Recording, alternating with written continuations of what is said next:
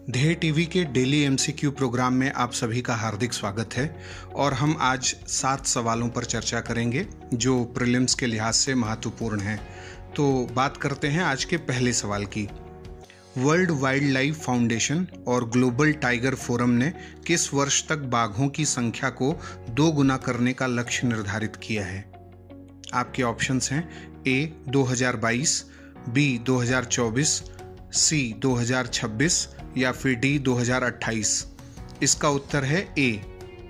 अगर हम व्याख्या की बात करें तो world wild life foundation TX2 यानी टाइगर टाइम्स 2 वैश्विक गोल के तहत ग्लोबल टाइगर फोरम के साथ मिलकर 13 टाइगर रेंज कंट्रीज में बाघों की संख्या 2022 तक दोगुना करने का लक्ष्य तय कर रखा है।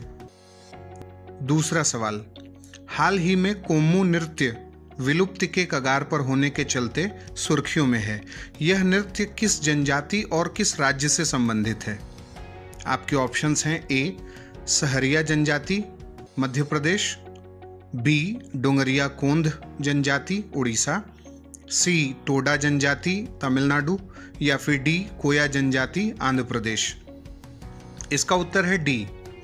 व्याख्या की बात करें तो आंध्र प्रदेश की कोया जनजाति का कोमू नृत्य विलुप्ति के कगार पर है, क्योंकि यह नृत्य पोलावरम सिंचाई परियोजना वाले क्षेत्रों में रहने वाले लोगों द्वारा किया जाता है जो विस्थापन, बाढ़, बीमारियों और अन्य कई समस्याओं से जूझ रहे हैं। इसलिए वो अपने इस डांस शैली को, अपने नृत्य शैली को संरक्षण नहीं दे पा रहे हैं। अभी 21 जुलाई को ही कोया जनजाति ने गोंडी भाषा दिवस भी मनाते हुए गोंडी भाषा को संविधान की 8वीं अनुसूची में शामिल करने की मांग भी की थी। अब बारी है तीसरे सवाल की। नेशनल लोक अदालत अभी सुर्खियों में है।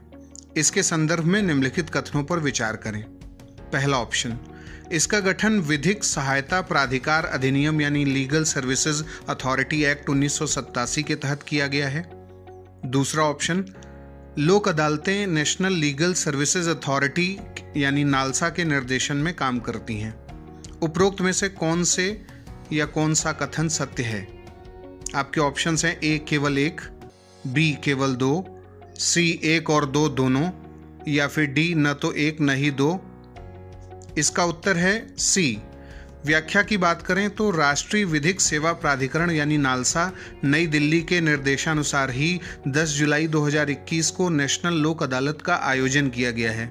नालसा ही लोक अदालतों और राष्ट्रीय लोक अदालतों के आयोजन को निर्देशित करती है और इसके साथ ही लीगल सर्विसेज अथॉरिटी एक्ट 1987 के तहत परमानेंट लोक अदालत के गठन का भी प्रावधान किया गया है। अब बात करते हैं चौथे सवाल की। ओबीसी आरक्षण जो सुर्खियों में है उसके संदर्भ में निम्नलिखित कथनों पर विचार करें।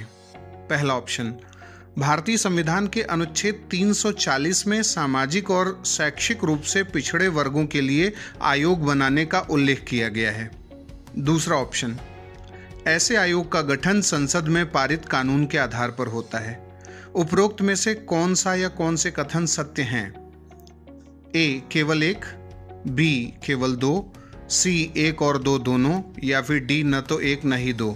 इसका उत्तर है ए।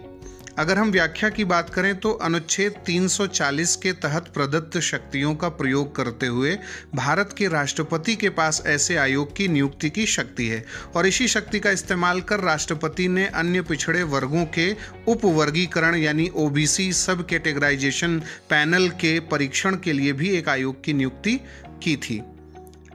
अब हम बात करते हैं 5वें सवाल की। यूनेस्को की विश्व धरोहर सूची में धौलावीरा के शामिल होने के बाद भारत से वैश्विक धरोहर स्थलों की संख्या 40 हो गई है। इन 40 में से एकमात्र मिश्रित यानी मिक्स्ड कैटेगरी वाला जो धरोहर स्थल है वो भारत की तरफ से कौन सा है? आपके ऑप्शंस हैं A Bhimbetka rock shelters, B Elephanta caves यानी एलिफेंटा गुफाएं, सी कंचनजंगा या फिर डी काजीरंगा नेशनल पार्क। इसका उत्तर है सी। अगर हम व्याख्या की बात करें तो सिक्किम स्थित कंचनजंगा राष्ट्रीय उद्यान को प्राकृतिक और सांस्कृतिक धरोहर के तौर पर नामांकन की तमाम योग्यताएं पूरी करने के लिए यूनेस्को की विश्व धरोहर सूची में मिश्रित वैश्विक धरोहर स्थल के रूप में वर्ष 2016 में शामिल किया गया था और वर्तमान में कुल 32 सांस्कृतिक, 7 प्राकृतिक और 1 मिक्स्ड कैटेगरी वाला भारतीय धरोहर स्थल यूनेस्को के विश्व धरोहर सूची में शामिल है। अब हम बात करते हैं 6वें सवाल की। हाल ही में भारत के किस राज्य में 6वीं और 7वीं शताब्दी के शिव मंदिर की खोज के साथ उसे राज्य के सबसे प्राचीन मंदिरों में से एक और गुप्तोत्तर काल यानी पोस्ट गुप्ता एरा के सबसे आरंभिक यानी अर्लीस्ट टेम्पल्स में से एक कहा गया है? आपके ऑप्शंस हैं ए गुजरात, बी कर्नाटका, सी उड़ीसा या फिर डी तेलंगाना। इसका उत्तर है सी। व्याख्या की बात करते हैं। उड़ीसा के पुरी में इस मंदिर की खोज की गई है। इसे Indian national trust for art and cultural heritage की टीम ने खोजा है। पुरी के रत्नचीर घाटी में सर्वे के दौरान इस शिव मंदिर के साक्ष्य मिले हैं। इस मंदिर को स्वप्नेश्वर महादेव मंदिर के नाम से जाना गया है। जगन्नाथपुरी, कोणार्क और लिंगराज जैसे मंदिर के मध्य इस नए मंदिर की खोज को उड़ीसा के कल्चरल ग्लोरी का सबूत बताया जा रहा है। और अब बारी है आज के 7वें और अंतिम सवाल की। हाल ही में 4 उष्णकटिबंधीय यानी ट्रॉपिकल देशों ने पीटलैंड्स के धारणीय प्रबंधन यानी सस्टेनेबल मैनेजमेंट के लिए एक बैठक की है जिसमें ग्लोबल पीटलैंड्स इनिशिएटिव चर्चा में आया। ग्लोबल पीटलैंड्स पहल को कौन सी संस्था के नेतृत्व में चलाया जा रहा है? आपके ऑप्शंस हैं A WWF, B world resource institute, C IPCC या फिर डी यूनेप। इसका उत्तर है डी।